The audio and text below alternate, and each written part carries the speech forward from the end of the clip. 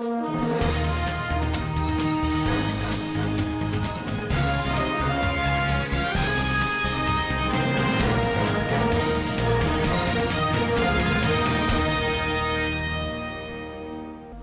Muhammadu Buhari promises legacy of credible elections.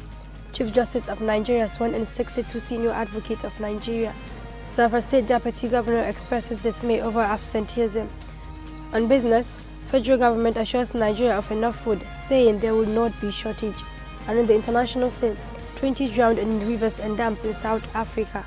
And on sports, Brazil reaches knockout stage of World Cup after beating Switzerland 1-0.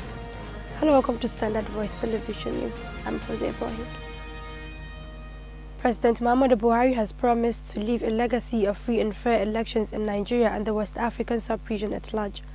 The president, according to a statement by his media aide Femi Adesina at the 2022 second ordinary session of the ECOWAS Parliament in Abuja, reiterated his desire to conduct a hitch-free election, adding that the country is committed to a stable West Africa.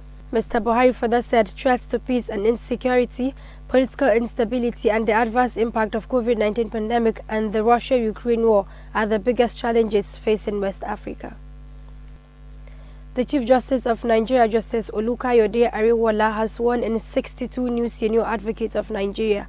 Justice Ariwola, while congratulating the new sons, also urged them to take on their new status with all sense of responsibility, as it required high standard of merit, saying the rank comes with immense prestige, dignity and greater responsibilities as well. Also, the Attorney General of the Federation and Minister of Justice, Mr. Abubakar Malami, urged the new sons to live up to their new status, as it was one of the most sought-after titles within the legal profession. The Nigerian government has released some recommendation of its citizens who are coming to the United States and the European Union. Minister of Information Alhaji Lai Muhammad, in a press conference in Abuja, said the recommendations were issued after reports of attack on Nigerians and extortion of supplies abroad, including London. Alhaji Lai said goods, including money and travel passport, are being accepted from people who came from Nigeria.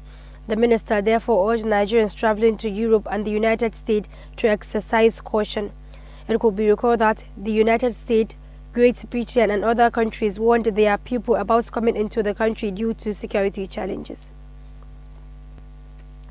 Zamfara State Deputy Governor Senator Hassan Muhammad Nasiha, after concluding unscheduled visit to 20 ministries, departments and agencies in Gusau, expressed dismay over the low outcome of workers and political office holders, particularly commissioners, permanent secretaries and other civil servants, to their respective duty posts.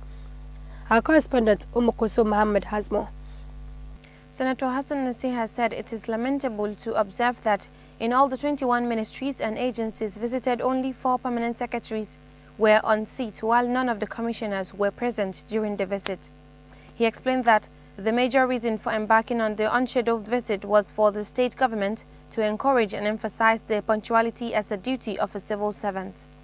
Similarly, on the implementation of the new minimum wage, the deputy governor urged the leadership of the 2 labor unions in the state to embark on the intense sensitization of civil servants on the need to always be at alert to their responsibility, as well as reciprocate government's effort.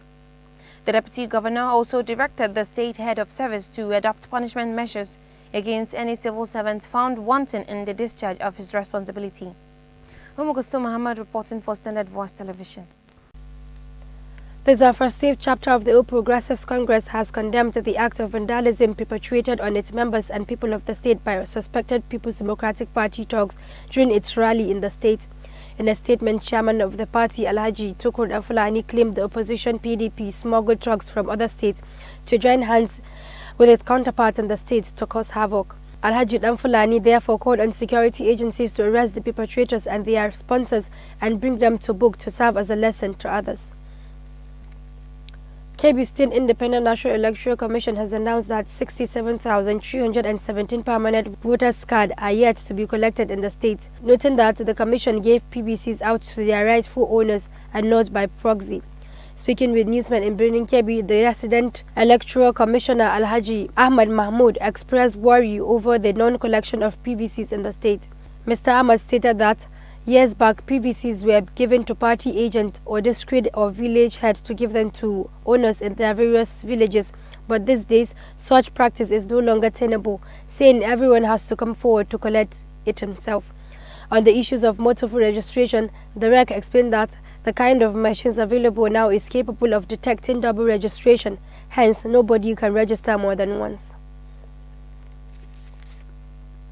Troops of Operation Forest Sanity during fighting patrol to suspected bandit hideouts in Kaso, Chuku local government area of Kaduna State, rescued 9 kidnapped victims. According to operational feedback to the Kaduna State government, the troops engaged bandits on their Tatu high ground as the bandits abandoned their camps and fled further into the forest. The troops also recovered 90 cattle left behind by the fleeing bandits. Further clearance patrol also led to the recovery of 4 motorcycles. The 9 rescued victims will undergo further debriefing and examination before being reunited with their families. The northern Nigerian human rights advocate has condemned the arrest of Aminu Adamu Muhammad, who is alleged to have been ordered by the wife of the President Aisha Buhari. In a statement signed by the Secretary of the Association, Barrister Abba Hikema, stated that politicians must allow citizens to speak their words without threat. The group expressed its displeasure over the illegal arrest and detention of the child, saying it was against the Constitution. The group also called on all stakeholders and those responsible for the detention of Aminu Adamu to release him immediately and give him patient and compensation. Osun State Governor Senator Ademola Adeleke has sacked 12,000 workers employed by ex-Governor Boyega Oyetola after July 16 governorship election in the state. The governor also ordered the dethronement of 3 monarchs appointed recently. Senator Adeleke also nullified the appointment of 30 permanent secretaries along with the suspension of the chairman members of the Osun State Independent Electoral Commission. In a statement by the chief secretary to the governor, Olawale Rashid, stated that the new governor signed the executive orders which covered chieftaincy matters, appointment issues, setting up review panel, staff audit and employment matters. And on business,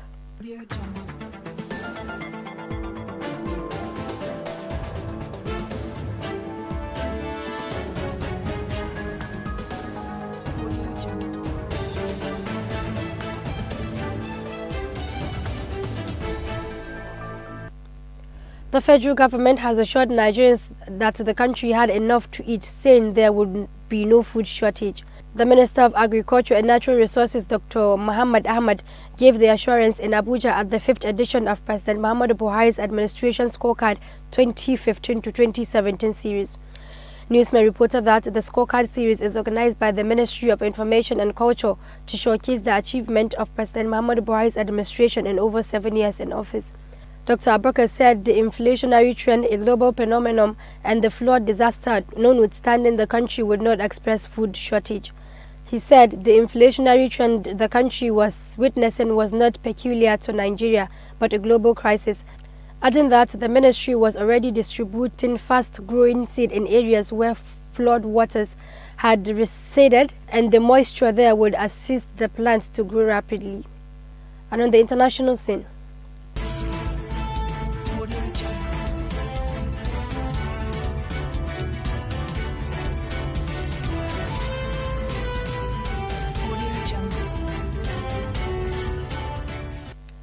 the police in Limpopo province in South Africa announced that 20 people drowned in rivers and dams in the province in 1 month due to heavy rains. The police said they received many phone calls about drowning in 5 districts of the province. The police commissioner of the province called on the community to be careful with the area's dams and streams, saying that the development of the water table would cause flooding.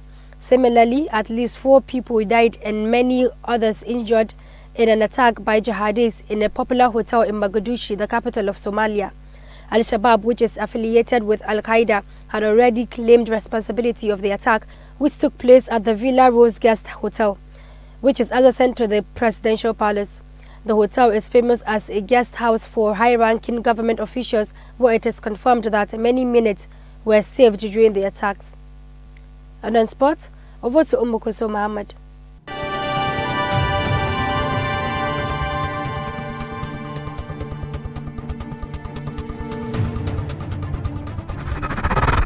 Thank you, Fauzia Ibrahim. Now on sports news. Brazil reached the knockout stages of the World Cup on Monday after beating Switzerland 1-0.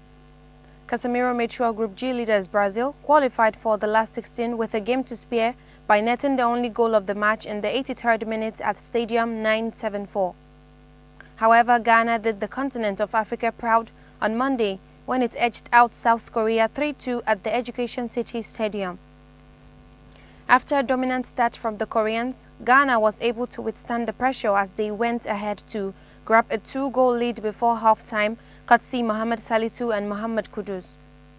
South Korea crawled their way back in the second half with 2 headers from Cho Gyu-sung as they threatened to stage another stunning World Cup comeback. However, Ghana counted on Kudus once again, who delivered a side-footed effort in their corner in the 68th minute. South Korea made several attempts to draw levels in the final minutes, invading the Ghanaian defense with dangerous crosses but all ended up away from the net. And that's all we have in Sport Updates for today. Thanks for watching. Once again, I'm Kusum Mohammed. Have a nice day. Thank you, Kusum. That has been the news from Standard Voice Television. To end the news, here's a recap of the major headlines. President Muhammadu Buhari promises legacy of credible elections. Chief Justice of Nigeria sworn in 62 senior advocates of Nigeria. Zamfara State Deputy Governor expresses dismay over absenteeism. On business, federal government assures Nigeria of enough food, saying there will not be shortage. And in the international scene, 20 drowned in rivers and dams in South Africa. And on sport, Brazil reaches knockout stage of World Cup after beating Switzerland 1-0. That's the news. Thanks for watching. I'm Fawzi Ibrahim. Do have a nice day.